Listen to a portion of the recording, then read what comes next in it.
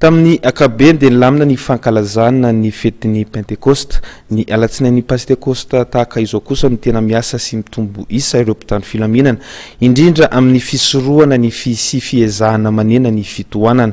Ho an'ny teny ambombangakely sy ny mandina dia nahitana izay filaminana izay tokoa, na dia nisy aza ny fitohanana madinidinika. Jimimara Daniela sy Tsirakotoarsan atrany.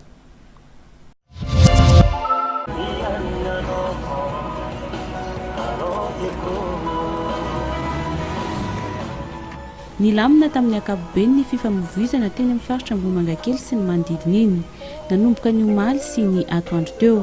Tsy nahitana trangana lozam-pifamoivoizana teny an-toerana, nahitana fitohanana kely kosa ny nivokana Tamin'ny teo Ambomahitsy ivokana Ambohimangakely iny, saingy niezaka nandrava izany ny mpitandro filaminana tao amin'ny borgadina Ambohimangakely.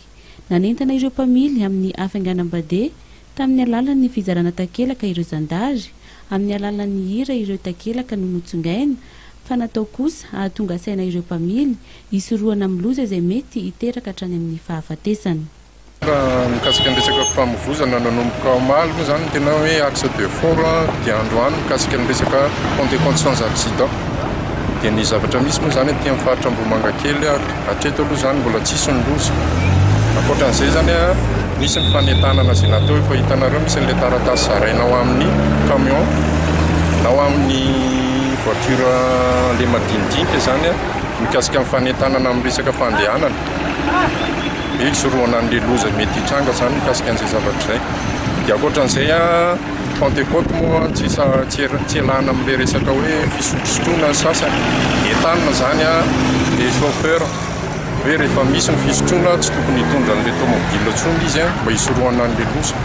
Misy indray ireo le mitondra moto zany tsy maintsy mametaka an'ilay aro-loza na hoe le casque zany mba ahafahan'izy ireo mivezivezy. Izay tsy manao casque moa zany dia ajanona mihitsy aloha, dia asaina maka casque izy izay vao afaka mandray an'iny moto iny, afaka mandeha amin'ny toerana izay tokony andehana.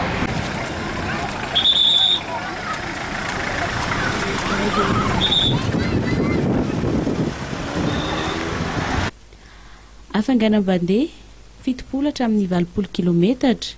Jehova no mpiandry azy tsy mba hisy atahorako. Io no hira mifandraika amin'izay. Hafainganam-pandeha 20 hatramin'ny 10 kilometatra. Nandao anao ela raiko zao dia te hody. Ho an'ireo mpamily mandeha mafy 10 kilometatra hatramin'ny 10 kilometatra isan'ora dia mivony varavaran'ny lanitra eo anatrehan'ny tompo. Ho an'ireo mandeha mihoatra ny 10 kilometatra isan'ora dia efa any an-danitra no fonenany, any izy no mody raha vao miala ety. Somary mahatsikaiky fa saingy mahatonga saina sy miteny ny zava-misy ihany koa.